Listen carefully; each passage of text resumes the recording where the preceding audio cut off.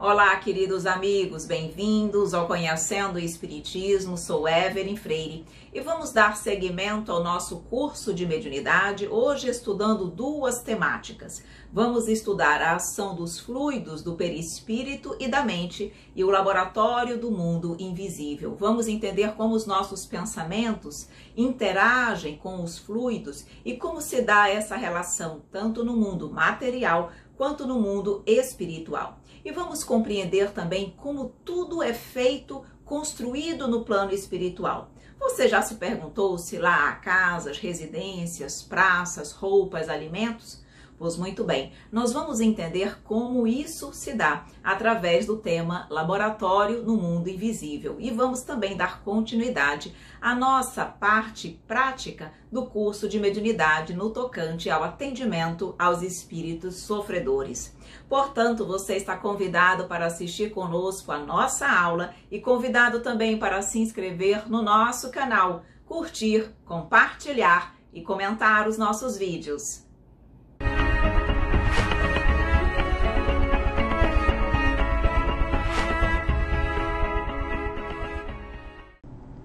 Olá, meus queridos amigos, estamos aqui novamente juntos no nosso curso de mediunidade, hoje estudando sobre a ação dos fluidos do perispírito e da mente, o laboratório do mundo invisível e dando seguimento à fase 6 da nossa prática da mediunidade, que é exatamente o atendimento aos espíritos sofredores. Então vejam, iniciando aqui a temática em relação à ação dos fluidos do perispírito e da mente. Vejam, na comunicação mediúnica, a comunicação em si envolve a participação de fluidos do perispírito e da mente, formando um circuito mediúnico entre o médium e o espírito comunicante. Nós vamos perceber, na verdade, que para que nós possamos realizar o intercâmbio mediúnico, esses três pontos, esses três aspectos estão diretamente ligados. Os fluidos, tanto do médium quanto do espírito comunicante, se relacionam, o perispírito de ambos igualmente e a mente de ambos também. Então, para que o circuito mediúnico aconteça, para que a comunicação aconteça, é necessário a interação desses três aspectos, tá? Então, todos eles estão conectados para que nós possamos realmente ter uma comunicação mediúnica completa, onde o circuito mediúnico fecha. Então, vejam, os fluidos são substâncias que possuem a capacidade de expandir, são construídos a partir da matéria cósmica primitiva e os fluidos são encontrados nos dois planos da vida. Nós sabemos que os fluidos decorrem do fluido cósmico universal, a partir das modificações, das infinitas modificações do fluido cósmico universal, na verdade, os fluidos surgem e eles têm a capacidade de se expandir, de se contrair, normalmente, porque faz parte das propriedades dos fluidos. Eles podem ser imponderáveis, podem ser ponderáveis, eles podem estar em vários estados dentro desse processo. Pois muito bem, na fase inicial da manifestação mediúnica, o espírito comunicante envolve o médium nos seus próprios fluidos. Todos nós temos fluidos que nos envolvem, estejamos nós encarnados ou desencarnados. Para que a comunicação se estabeleça, o que acontece? Primeiramente, o espírito comunicante, ele envolve o médium nos seus próprios fluidos. E esse envolvimento, ele começa não só na hora da mediúnica em si, ele já começa antes, horas antes, até alguns dias antes, em torno de 48 horas, 24 horas antes. Por isso que os médiuns, antes da mediúnica, já começam a sentir algumas das percepções dos espíritos que eles vão dar comunicação. Algumas sensações já começam a ser sentidas pelos médiuns antes mesmo do dia da reunião mediúnica. Exatamente por quê? Porque esse envolvimento fluídico, ele acontece antes. É a primeira fase, a primeira fase do circuito mediúnico, tá? E vejam, nesse momento, nós vamos ver isso no decorrer dos nossos estudos, o médium já começa a sentir as sensações físicas, as percepções físicas do espírito comunicante, que eu digo que dor, uma sensação de peso, alguma dificuldade para, enfim, dependendo da problemática do espírito, o médium já vai sentindo alguma dificuldade física, alguma dor em alguma parte do seu corpo, conforme estiver, claro, a condição daquele espírito, em decorrência desse envolvimento fluídico, certo? Após o envolvimento fluídico, inicia-se a segunda etapa da comunicação mediúnica, que é a conexão perispiritual. Então, primeiro acontece conexão, união, envolvimento fluídico. Depois acontece uma conexão perispírito a perispírito. O perispírito do médium, ele se comunica, ele se interliga com o perispírito do espírito comunicante. Quando acontece isso, já dentro da reunião mediúnica, já na fase do intercâmbio mediúnico, o médium intensifica as suas percepções. Ele, além de ter as percepções físicas de dor, tá? Eventualmente de dor, frio, calor, enfim, essas coisas, ele passa a ter as percepções emocionais do espírito comunicante. Raiva, tristeza, medo, alegria, euforia, tá? Então percebam que já há uma evolução. Deixa de estar apenas na primeira fase do circuito mediúnico, que são as percepções orgânicas e físicas, e ele já adentra na segunda fase, que são as percepções emocionais. Então, o perispírito, que ele está diretamente ligado nessa fase, nessa segunda fase, que é o envolvimento de perispírito a perispírito, nós sabemos que ele é definido como o corpo fluídico dos espíritos. É um dos produtos mais importantes do fluido cósmico universal. É uma condensação desse fluido em torno de um foco de inteligência ou alma, porque o perispírito, ele é o corpo do espírito, ele é o molde do espírito, tá? Então, quando diz aí a condensação desse fluido em torno do foco de inteligência, é o espírito. E esse fluido, esse perispírito é formado pelo fluido cósmico universal. Então, a interação de perispírito a perispírito estabelecida entre o comunicante espiritual e o médium favorece a multiplicidade de manifestações mediúnicas definidas pela ligação mental de ambos. Então, é exatamente essa conexão que existe entre os dois perispíritos que irá oportunizar a completa comunicação mediúnica e a ligação mental entre ambos, que é a próxima fase e que vai exatamente fechar o circuito mediúnico, que é o que a gente vai chamar exatamente dessa conexão mente a mente. Então vejam, mente é a palavra que abrange o conjunto de processos mentais ou atividades psíquicas do indivíduo. Emmanuel afirma que somos impelidos a interpretá-la como sendo o campo de nossa consciência desperta, na faixa evolutiva em que o conhecimento adquirido nos permite operar. Pois muito bem, então vejam, são os processos mentais, atividades psíquicas do indivíduo, são os pensamentos, as ideias. E, após a conexão perispírito a perispírito, existe a captação do pensamento do espírito comunicante, que é a terceira fase do circuito mediúnico, quando o médium capta os pensamentos do espírito comunicante e transmite através de um processo de psicofonia ou de psicografia, por exemplo, tá? Então, quando o médium consegue captar os pensamentos do espírito comunicante, fecha o circuito mediúnico. Então, a primeira fase, fluídica, envolvimento fluídico, percepções físicas. Segunda fase, perispírito a perispírito, percepções emocionais. E terceira fase, mente a mente, percepções mentais, ideias, certo? Então, na primeira fase, que é a fase inicial da manifestação mediúnica, que é o envolvimento fluídico, o que acontece? A presença do espírito é percebida por meio de sensações que repercutem no corpo físico do medianeiro. O envolvimento fluídico permanece durante todo o processo de comunicação mediúnica. O médium capta as necessidades básicas do comunicante: fome, frio, sofrimento, dor, calor, tá? Que são aquelas percepções físicas mais orgânicas. Então vejam, esse envolvimento inicia antes da comunicação, mas ele permanece, esse envolvimento fluídico permanece até o fim da comunicação mediúnica, do intercâmbio propriamente dito. E no decorrer do tempo, até chegar na hora da comunicação, esse laço, esse envolvimento, ele vai se tornando mais forte até chegar no seu ápice na hora da comunicação.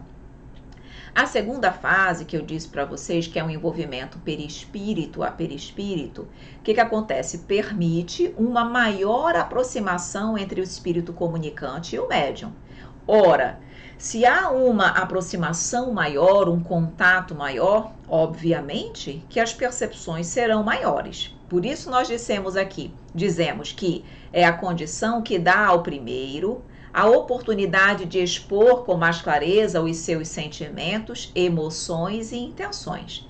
Então, como o perispírito do espírito comunicante e do médium estão conectados, os dois perispíritos, as percepções são maiores. O espírito consegue expor com mais clareza o que ele sente e o médium vai conseguir captar também mais claramente. Se o médium nessa fase se sentir inseguro, ele pode romper a ligação com o espírito, evitando a etapa final. Nós vemos isso principalmente no curso que nós estamos fazendo, o curso de mediunidade.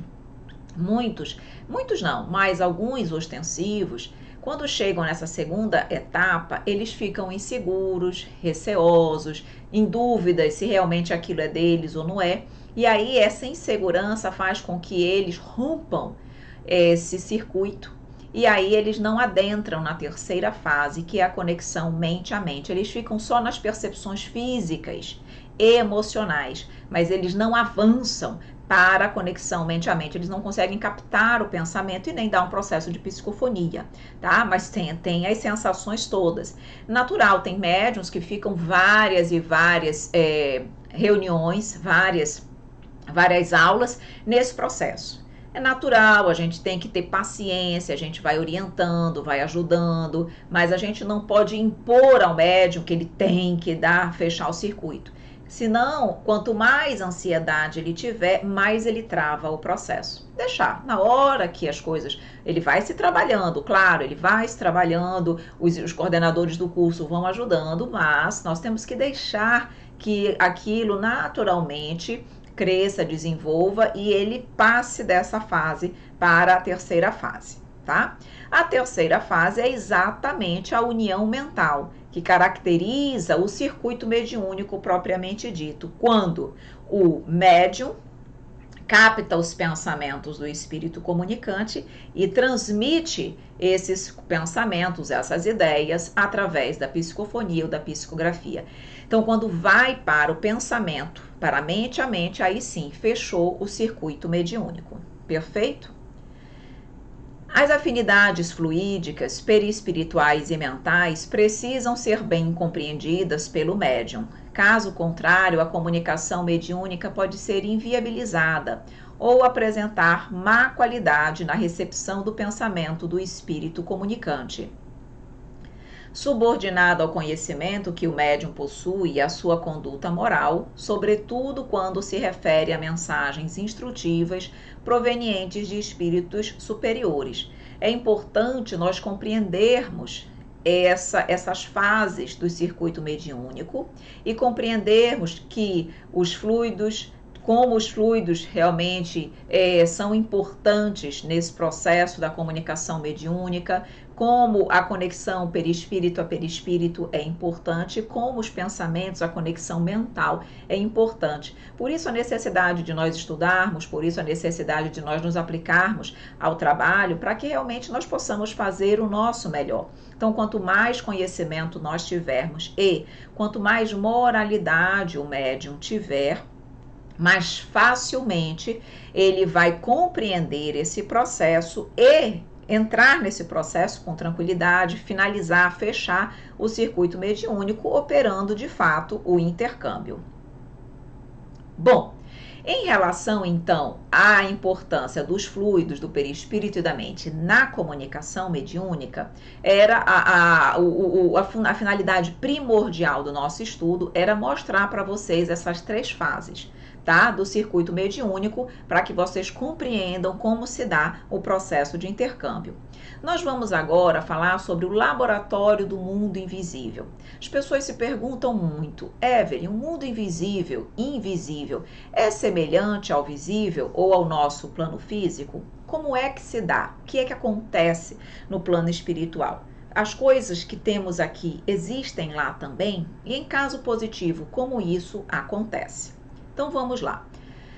No plano espiritual há inúmeras moradas, todas revestidas de detalhes que indicam as condições evolutivas dos seus habitantes. Então nós já estamos iniciando aqui a dizer que há moradas no plano espiritual? Há. Assim como há moradas, residências, casas aqui, também existem no plano espiritual. Vocês podem estar se perguntando como elas são construídas. Nós vamos explicar. Mas o importante nesse momento é vocês saberem que elas existem e que elas vão representar a condição evolutiva dos seus habitantes. Então, nós trouxemos aí duas imagens, uma mais umbralina, escura, nebulosa, indicando que há regiões no plano espiritual com essa aparência, principalmente destinada para ser a morada de espíritos sofredores, culpados, em desequilíbrio emocional. Eles ficam em ambientes que refletem a sua condição evolutiva. Então, se a sua condição evolutiva ainda é de sombras, de desequilíbrio, de imperfeição, esse é o ambiente externo que eles vão vivenciar. E do lado direito nós temos aí uma representação, uma foto da colônia Nosso Lar, tá?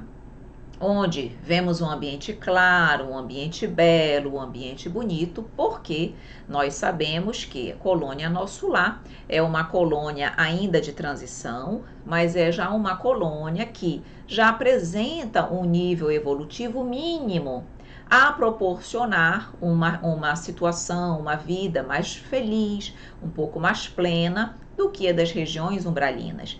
Então, claro que os habitantes da colônia Nosso Lar apresentam um nível evolutivo diferenciado daqueles que estão, por exemplo, nas regiões de sofrimento e dor. Nas regiões melhoradas, destacam-se a elegância e a simplicidade da apresentação pessoal dos seus habitantes, o cuidado com certos detalhes, como objetos e decoração dos ambientes, refletindo a beleza arquitetônica das edificações e o esplendor da natureza.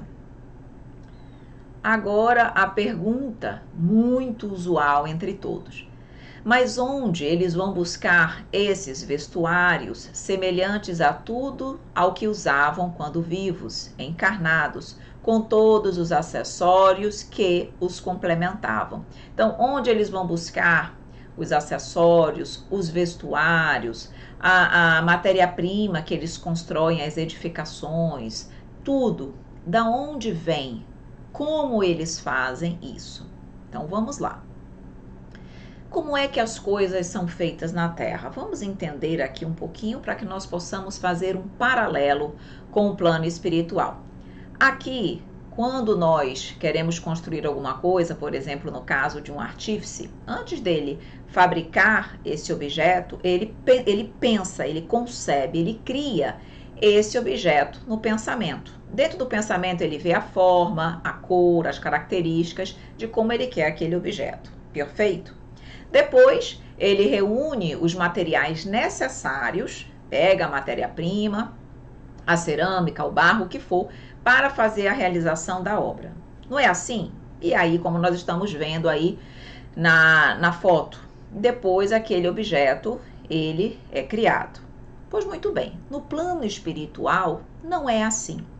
No plano espiritual se dá de outra forma.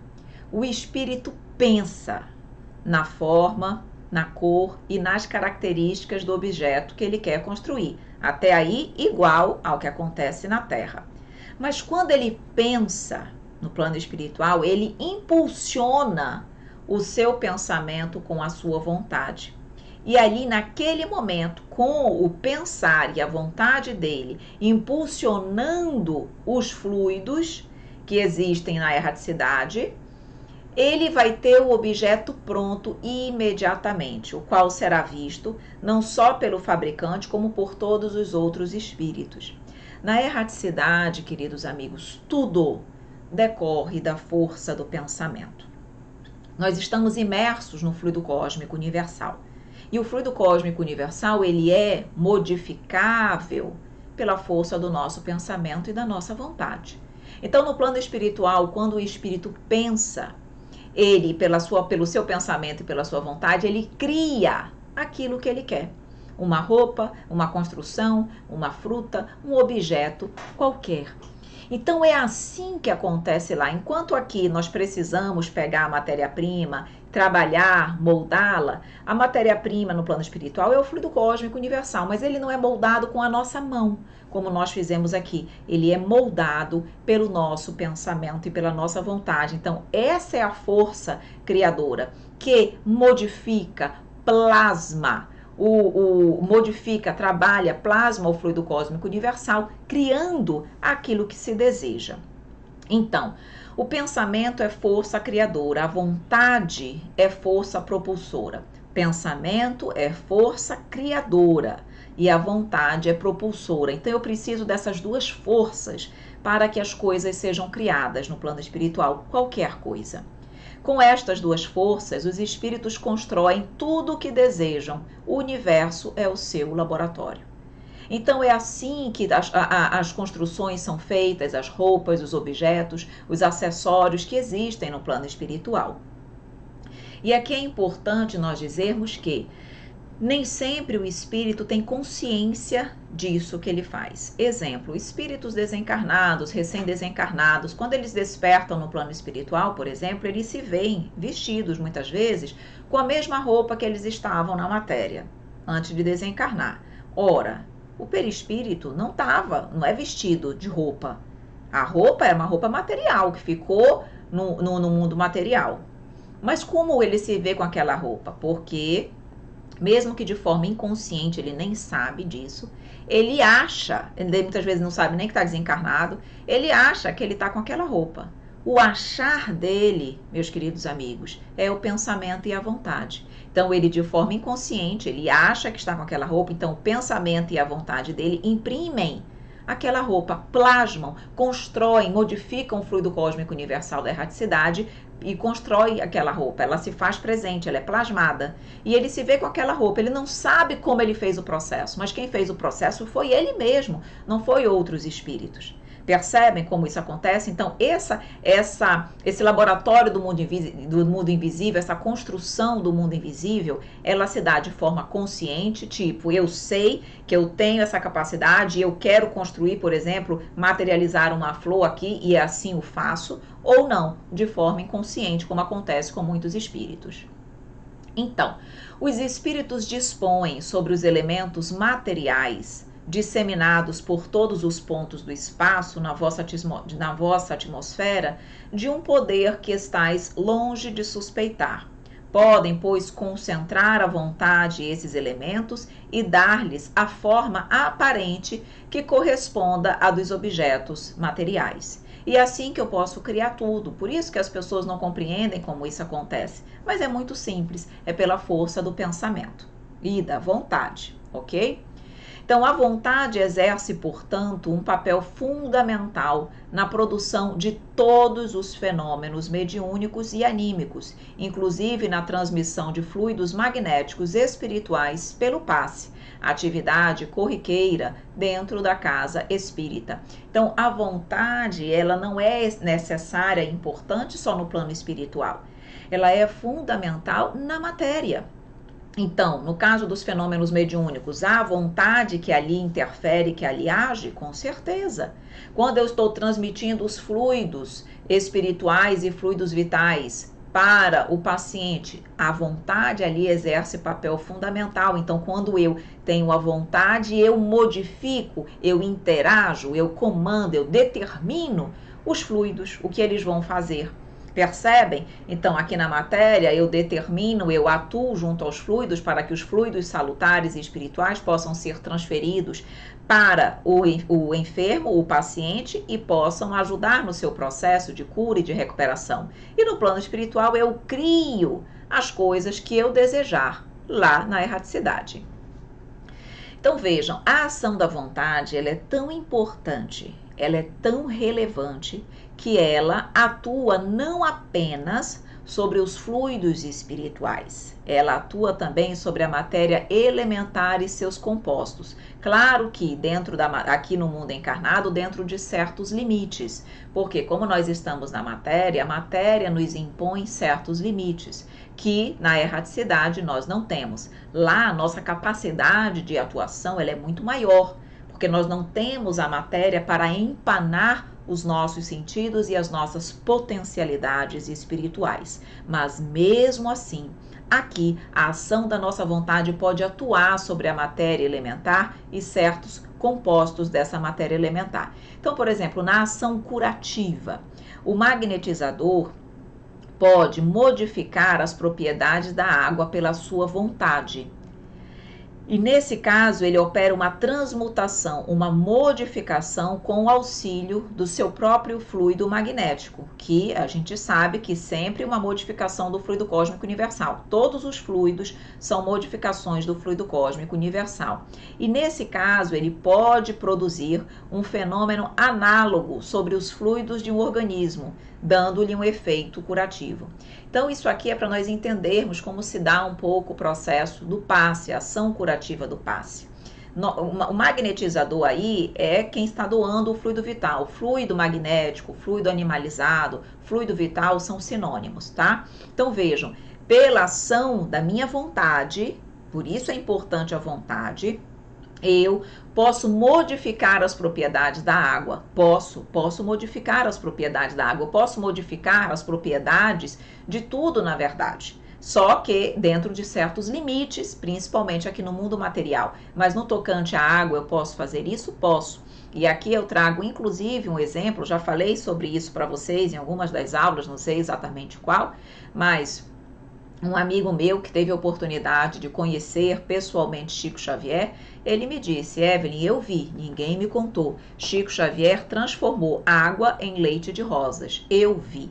O que ele fez ali, queridos amigos, naquele momento que ele transformou água em leite de rosas? Foi pela ação da vontade, ele modificou as propriedades da água e ele operou uma transmutação. Ele modificou aquelas moléculas da água de alguma forma, utilizando o quê? A sua vontade sobre o fluido cósmico universal. E ele imprimiu ali um outro, ele na realidade resultou ali daquela transmutação um outro líquido, que foi exatamente o leite de rosas. Então, nós podemos fazer isso dentro, com os fluidos que nós emitimos, com os fluidos que nós direcionamos para um organismo enfermo, aqueles fluidos, pela sua, como coloca aqui, pela sua transmutação, esse fluido magnético, ele interfere, ele atua sobre os fluidos do nosso organismo e ali opera-se o efeito curador.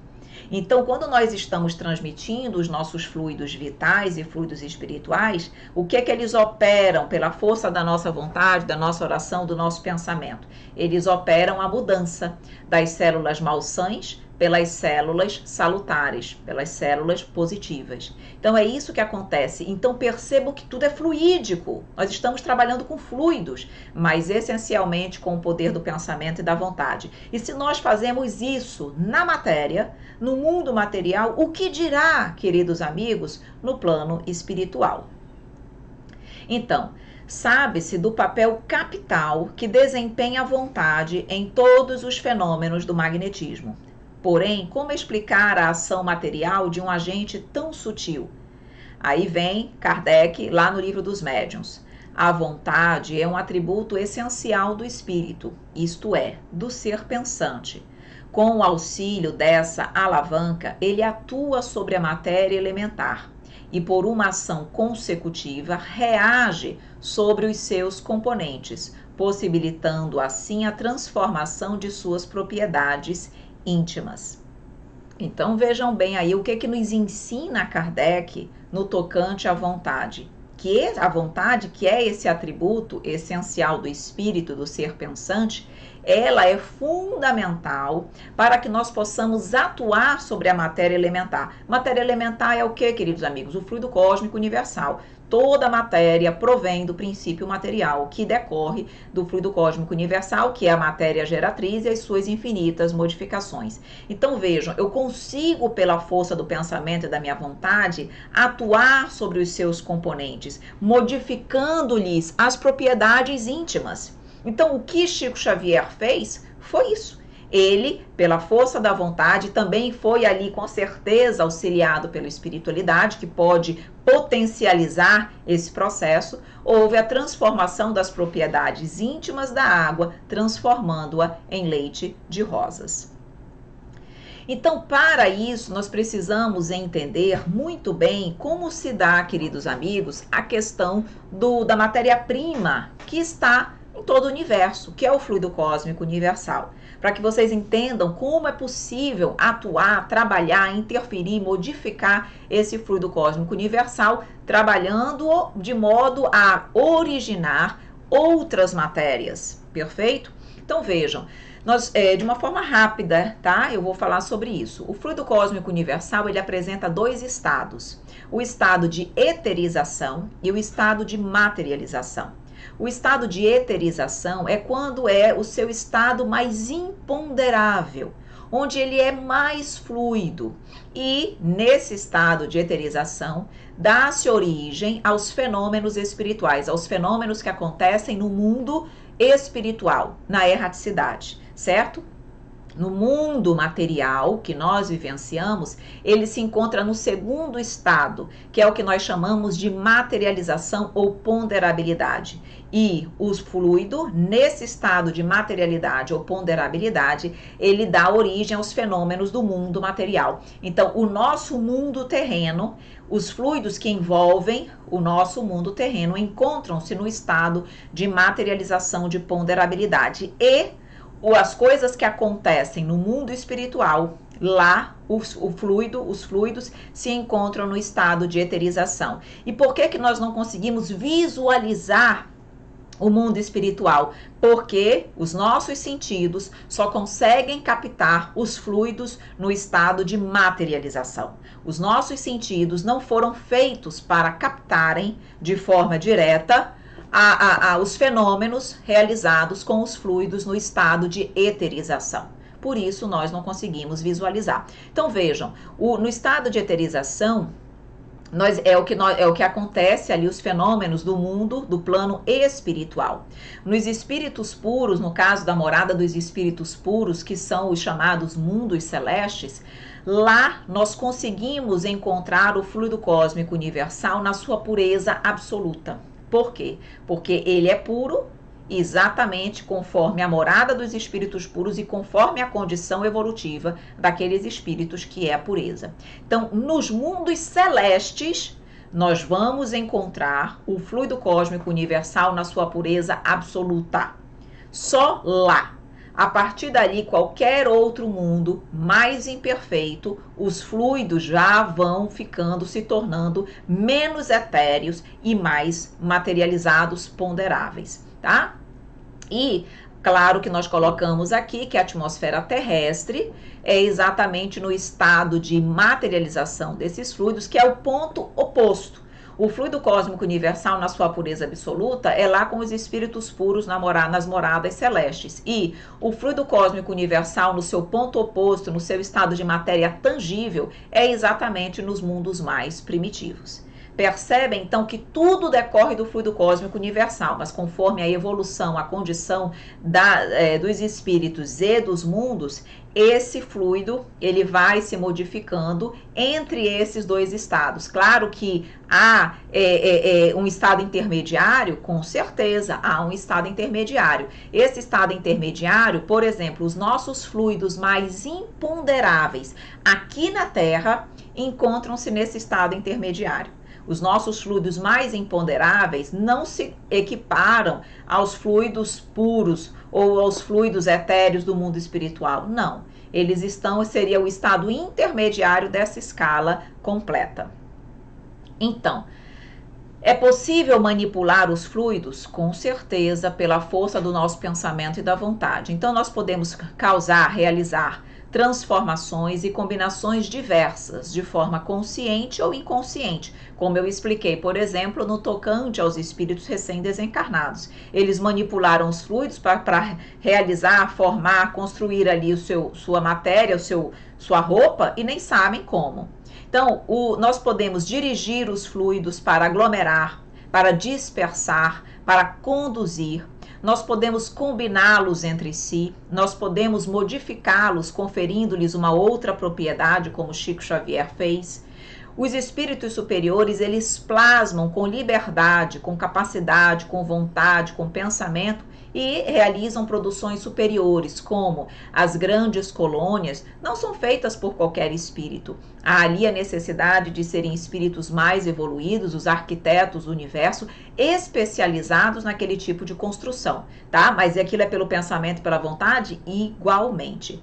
Já os espíritos inferiores plasmam automaticamente, muitas vezes não sabem como. Claro que a sua capacidade de plasmar, de criar é fraca e perturbada, por isso as produções são mais inferiores e muitas vezes imperfeitas. Então, quanto mais evolução se tem, mais entendimento se tem e mais a nossa capacidade criativa de plasmar e de construir as coisas no plano espiritual é maior.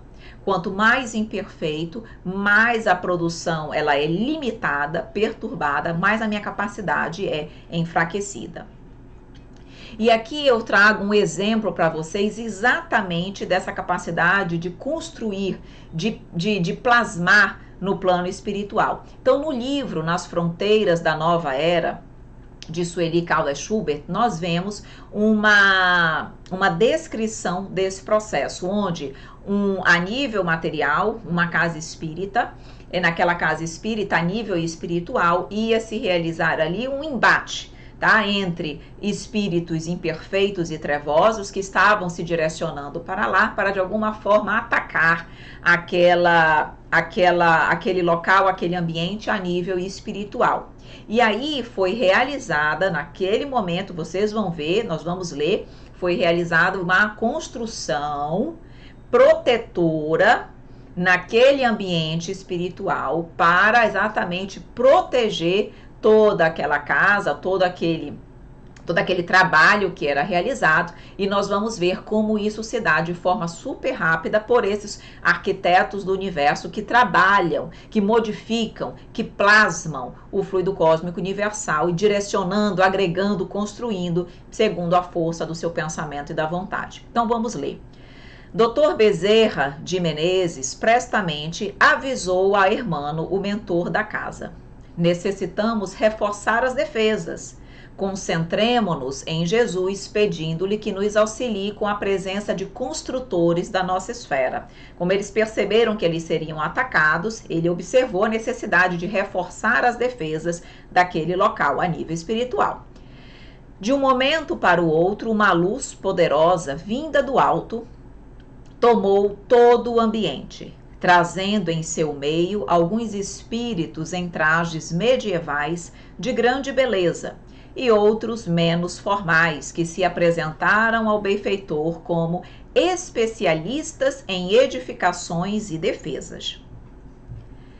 Tratava-se de um grupo de mentalizadores hábeis em edificações. Olha aí a mentalização, a força do pensamento, a vontade atuando para edificar, para construir, modificando, atuando sobre o fluido cósmico universal. Então, tratava-se de um grupo de mentalizadores hábeis em edificações, informou o chefe do grupo. Alguns são servidores da antiga ordem dos cavaleiros templários que ainda se dedicam ao auxílio dos que sofrem e são defensores de todos aqueles que se entregam a Jesus, assessorados por engenheiros modernos especializados em construções conforme as temos em nossas esferas espirituais. Logo deram início ao trabalho, sendo que alguns permaneciam concentrados a fim de que o material surgisse do fluido cósmico e fosse aos poucos sendo aplicado na edificação. Então tá aí claramente sendo dito e mostrado que todo o material que ia ser utilizado na edificação, no fortalecimento das defesas, vinham do fluido cósmico universal. Então, cuja base assentava-se na sala de palestras, envolvendo um grande espaço em forma quadrangular. Ao mesmo tempo, passaram a ouvir vozes siderais cantando comovente melodia de exaltação ao Senhor da vida.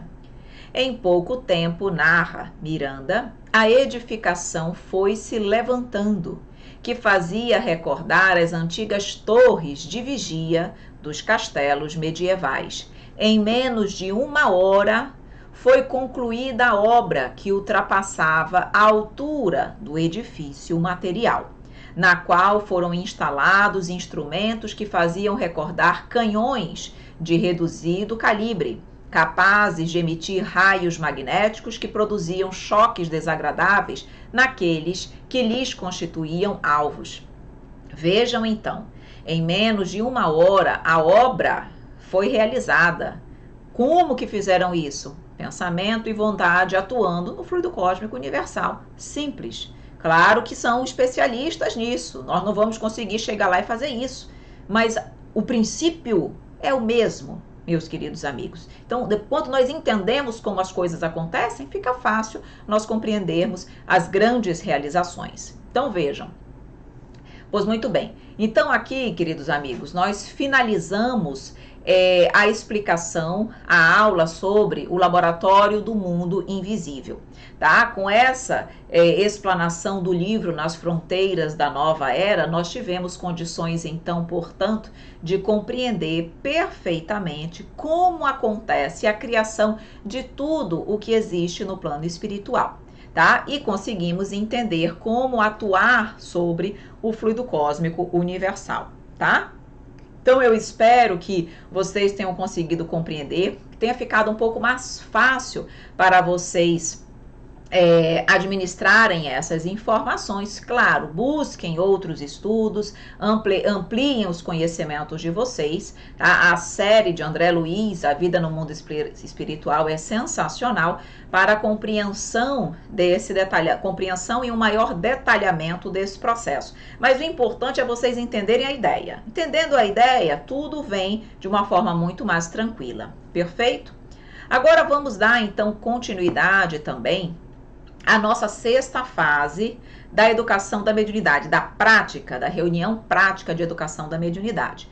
Vejam, nós estamos aqui na 3ª semana. Então, a partir da 3ª semana de hoje, os coordenadores poderão iniciar a seleção de alguns alunos para atuarem na função de médiuns esclarecedores.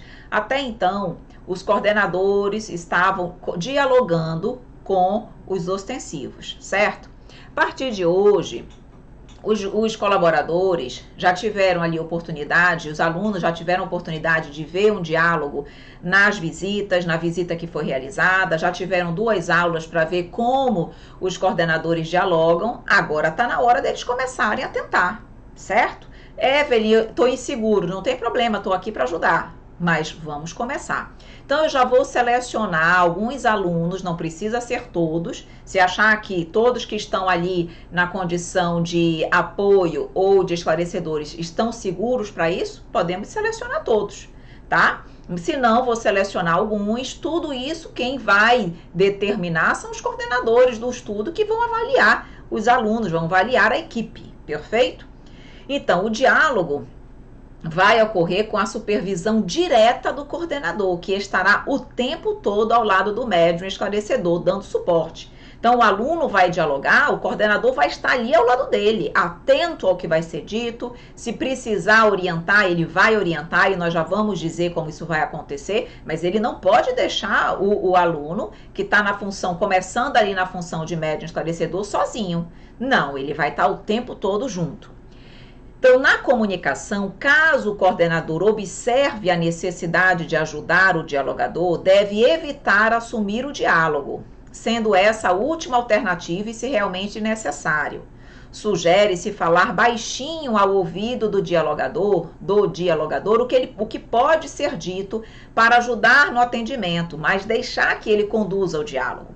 Então, o que nós vamos fazer? Não vamos ficar ali ao lado do médium e do dialogador.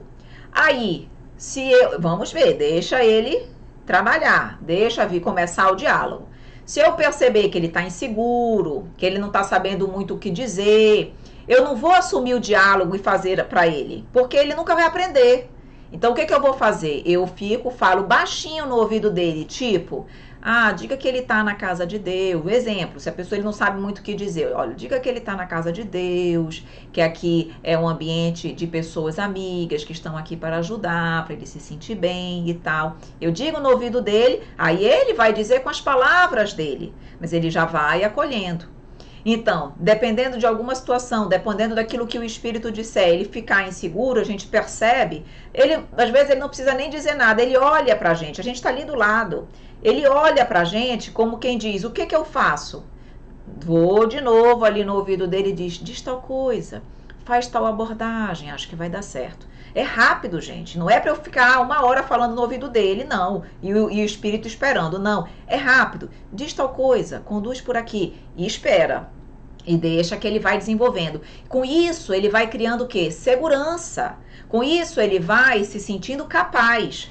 Porque se eu perceber que ele está inseguro e eu assumo o diálogo, aí que ele vai continuar inseguro e vai ser mais difícil dele caminhar sozinho com as próprias pernas. Então, ele sabendo que nós estamos ali do lado, ele sabendo que se ele precisar, eu vou dar o apoio, ele se sente seguro e ele caminha, tá? Então, mas a Evelyn, pode acontecer de mesmo eu orientando ali no ouvidinho, ele não consegue, ele travou. Aí eu assumo, tá? Mas como última alternativa, se for necessário, tá bom? Com essa tática, o aluno vai ganhando segurança e se sentindo mais confortável em dialogar. Se o coordenador assume o diálogo, fica uma sensação de fracasso, nada positiva. Nessa fase, é natural que os dialogadores iniciantes, pela insegurança e até pela vergonha, falem muito baixo, dificultando que todos escutem o diálogo. Os coordenadores devem sugerir aumentarem o tom de voz, tá? Então vejam, importante o tom de voz. É uma comunicação só, não são várias comunicações simultâneas, continuamos uma comunicação por vez, mas toda a equipe tem que ouvir. Quem está do outro lado da ponta da mesa tem que ouvir. Então, se o dialogador está conduzindo muito baixo, eu tenho que dizer, fale mais alto, fale mais alto. Às vezes eu faço assim, às vezes não, várias vezes eu faço isso. A dupla está aqui. Aí, se eu estou na dúvida se aquela voz, aquele tom de voz está sendo bom, eu saio, vou até o ponto oposto da onde está a dupla, para ver se eu consigo ouvir. Porque se eu conseguir ouvir lá na ponta, os outros colegas também vão ouvir. Se eu não conseguir, eu volto e digo, fale mais alto. Entendeu? Então, a gente até encontrar o tom de voz certo e equilibrado. Às vezes falam alto demais, às vezes falam baixo demais. Cabe ao coordenador estar ali, pontuando, ponderando. Está muito alto, está muito baixo, certo? Os coordenadores definirão previamente a ordem dos diálogos, bem como a posição dos alunos na mesa. Com certeza, tudo isso tem que ser definido previamente, não no dia. Os coordenadores, durante a semana, vão realmente, como a gente coloca aqui, vão, na hora de definir as duplas, quem vai dialogar com quem, orar, pedir aos amigos espirituais que os inspirem para a melhor disposição, para que o aprendizado possa ser o mais eficaz possível. E isso faz muita diferença, tá? As duplas, nesse primeiro momento, elas precisam ser bem pensadas. Os locais, a ordem, tudo isso tem que ser muito bem pensado pela equipe. E a equipe vai avaliar a condição, o controle de cada um, o preparo, entendeu? Aquelas pessoas que eles entendem como sendo um pouco mais preparadas pelo conhecimento, pelo estudo, pela sua condição, com certeza eles vão colocar com aqueles médiuns mais difíceis. Por quê? Porque, em tese, aquele dialogador apresenta um preparo, uma condição maior para dialogar com aquele médium um pouco mais difícil. Então, tudo isso tem que ser percebido pelos coordenadores e a espiritualidade vai nos ajudar nesse processo. Então, montado, e essas duplas são montadas. As duplas devem ser alteradas, ou podem, nada de imposição, podem ser alteradas a cada 6 a 8 semanas. O ideal é que cada médium dialogador trabalhe com o maior número possível de parceiros, ganhando experiência e flexibilidade. Então vejam, quanto mais possibilidades de troca nós tivermos durante o curso, melhor. Porque se eu, como dialogador, consigo trabalhar com vários médiuns, eu não ganho em experiência, em flexibilidade, ou eu não fico bitolada, acostumada com só um tipo de médium, porque cada médium tem um jeito de ser. E quanto mais médiums eu trabalho, mais flexível eu fico e me torno um trabalhador mais capacitado. A mesma coisa o médium. Se o médium trabalha com vários dialogadores, ele se adapta melhor. Porque ele vai dizer, eu só trabalhei com um único tipo de diálogo, eu estou acostumado. Não, Evelyn, você já dialogou com muita gente? Com vários dialogadores, eu me adapto a todos. Percebem que isso agrega valor, experiência, conhecimento, aprendizado para os alunos? Então, dependendo do tamanho do curso, eu coloco ali umas 6 semanas, porque também não é mudar o tempo todo, senão a pessoa nem se acostuma. Quando ela vai se acostumar, já mudou. Então, deixar pelo menos umas 6 semanas. É tempo suficiente para você se adaptar com aquele dialogador e com aquele médium. E depois, de 6 a 8, aí o coordenador avalia. Já muda a dupla. De modo aí oportunizando essa flexibilidade, essa maior experiência com todos. Importante destacar que todos têm ali o mesmo objetivo, crescer espiritualmente por meio da caridade. Então, eventual falta de afinidade entre os participantes deve ser trabalhada e vencida. Isso vai acontecer, pode esperar. Tem um aluno que não se sente muito bem com o outro, que não gosta muito, que não tem muita afinidade. Então, a gente nesse primeiro momento, não quero trabalhar com fulano, não quero ser dupla de ciclano, isso vai acontecer, tá? E aí o coordenador pode até num primeiro momento evitar botar aquelas pessoas juntas ou muito próximas para não já trazer um problema muito grande de pronto. Mas já é para ir orientando aquele que tem dificuldade para ele ir se trabalhando. Tipo, olha, nesse momento tudo bem, mas é importante vocês se verem como uma família. Todo mundo tem dificuldade, mas é cada um compreendendo o outro e procurando também ser compreendido. Vá se esforçando para vencer essa dificuldade, porque mais cedo ou mais tarde você vai ter que se reunir, vai ter que estar junto, vai ter que trabalhar em parceria e vai ter que trabalhar bem, tá? Então, a gente vai ajudando aos alunos a vencerem essa dificuldade de afinidade, de relacionamento, tá? Aqui eu trago uma sugestão para vocês entenderem aí a disposição na mesa. Claro que isso aqui é um número, enfim, apenas uma indicação, uma sugestão, mas vejam como é que nós colocamos. Primeiro aqui, uma comunicação por vez. Nesse momento ainda não é hora de comunicação simultânea. Inicia, por exemplo, com a dupla 1, depois com a dupla 2, com a dupla 3, 4, 5, até terminarem todas as duplas.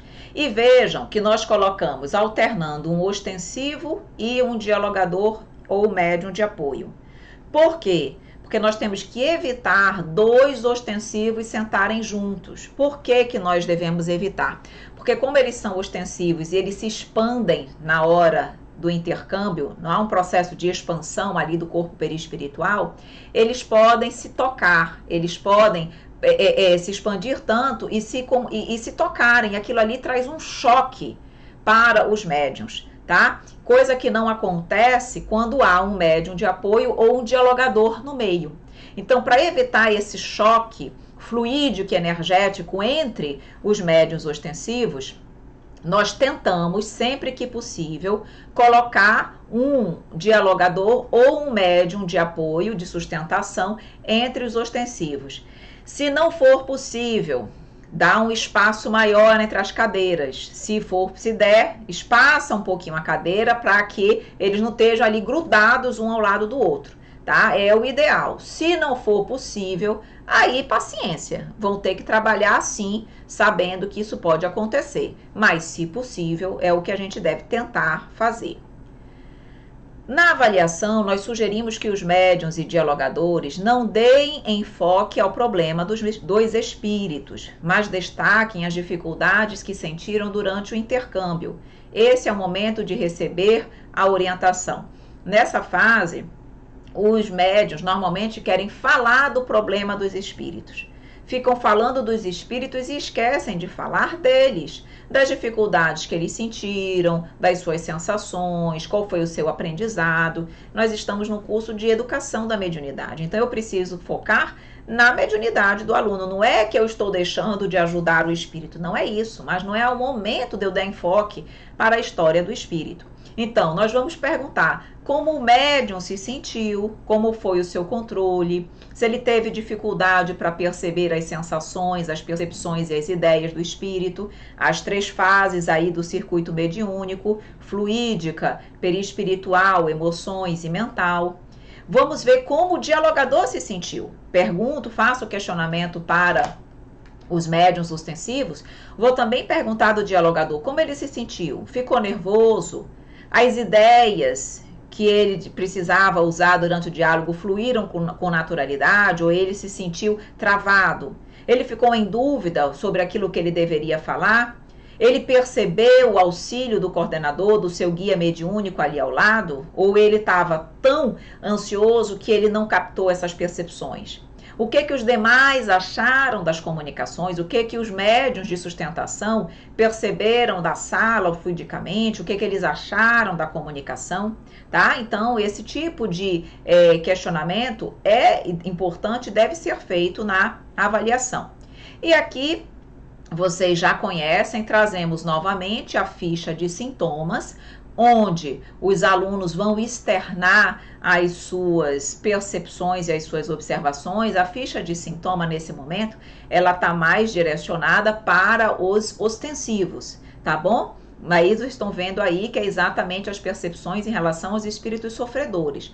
E os dialogadores e os médiuns de apoio vão aproveitar aqui essa observação, essa parte da ficha de sintomas para externarem as suas percepções, como dialogador, se teve alguma percepção mediúnica ou se não teve, como ele se sentiu, se ele, enfim, aqueles questionamentos, ele vai externar um pouco a sua percepção como dialogador aqui nos comentários. Se ele tiver tido alguma percepção mediúnica, ele pode externar também. Igualmente, os médiuns de sustentação ou de apoio, eles podem também aproveitar a ficha de sintomas para colocarem ali as suas percepções. E vejam, não raro, os médiuns de apoio que estão na condição de sustentação, no decorrer do curso, percebem o aflorar da mediunidade. Então, eles começam a sentir percepções, sensações, mal-estares físicos. Então, eles precisam colocar isso para que os coordenadores estejam atentos também para o possível aflorar da mediunidade para aqueles que estão momentaneamente na condição de médiuns de sustentação. Mas não é porque eu estou na condição de médium de sustentação agora que eu vou ficar como tal durante o curso inteiro. Então, a mediunidade ela pode aflorar no decorrer do curso inteiro. Perfeito? Então, sempre atentos a isso também. Meus amores, e aqui nós vamos finalizando a nossa aula de hoje, o nosso estudo de hoje do curso de mediunidade, tá? Espero que tenha sido interessante, que você tenha aprendido um pouquinho mais sobre a importância dos fluidos do perispírito e da mente no processo de circuito mediúnico e também sobre o laboratório do mundo invisível, entendendo como as coisas acontecem, como as coisas são feitas, construídas, plasmadas no mundo espiritual, além de ter também aproveitado um pouquinho mais sobre a condução, sobre o trabalho desenvolvido na reunião de educação da mediunidade. Perfeito? Aqui você já sabe, seguem os nossos contatos, nosso canal no YouTube, onde eu sempre sugiro para vocês procurarem os conteúdos pelas playlists, porque lá tá tudo separado por conteúdo e temática, é mais fácil de achar o que você quer. Temos também o nosso canal no Instagram, nos siga lá para que você possa acessar o nosso conteúdo. Falo para vocês também do nosso novo projeto, nós temos uma página também chamada Conhecendo o Espiritismo.ateliê, onde nós estamos ali num novo projeto, que é o projeto Ateliê Conhecendo o Espiritismo, onde obras, pinturas, psicografadas, psicopictografias, que nós chamamos, são trazidas por espíritos na condição de pintores, e essas obras são vendidas e toda a renda é destinada para auxiliar instituições que trabalham com comunidades carentes, ajudando na diminuição das desigualdades sociais, tá? Então, se você também puder ajudar, siga o perfil do Instagram Conhecendo o Espiritismo.ateliê, para que também você possa participar desse projeto. Tem aí também o nosso canal no Telegram, o nosso site, o nosso e-mail, temos 2 e-mails, o e-mail Evelyn, @ é para dúvidas, o e-mail suporte, @ é para outros questionamentos. E o nosso telefone, nosso WhatsApp e Telegram, onde você também pode trazer suas dúvidas, se não quiser por e-mail, pode ser também pelo telefone. Ok, meus queridos amigos? Um grande abraço, um grande beijo, obrigada pela sua presença e continue conosco. Até a nossa próxima aula, se Deus quiser.